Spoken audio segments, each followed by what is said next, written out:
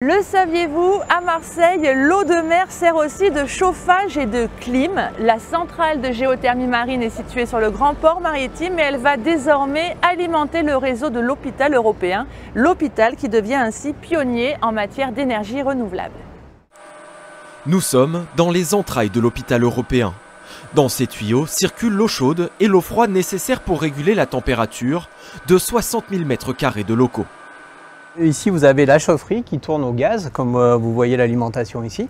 Et sur ce bâtiment-là, à l'intérieur, nous avons nos groupes froids qui nous produisent donc le froid, puisque l'hôpital consomme du chaud et du froid toute l'année. Une climatisation coûteuse et polluante qui ne sera bientôt plus qu'un souvenir. En 2026, dans les tuyaux de l'hôpital arriveront l'eau chaude et l'eau froide de l'usine Thassalia, située à quelques encablures. Elle utilise une technologie nouvelle, la géothermie marine ou thalassothermie, qui transforme l'énergie de la mer en froid ou en chaud. L'hôpital européen, c'est notre plus gros client maintenant sur le réseau de Thassalia, donc on est très fiers de le raccorder. Et puis c'est également le dernier, parce que ça y est, maintenant, après l'hôpital, on aura vendu la totalité de la puissance de notre usine de thalassothermie. 10 millions d'euros pour raccorder les deux réseaux, mis en service l'année prochaine.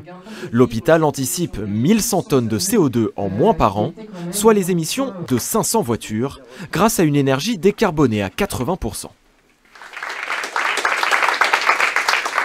À côté, nous allons pouvoir bénéficier d'une diminution de nos coûts en matière d'énergie et d'une maîtrise de ces coûts.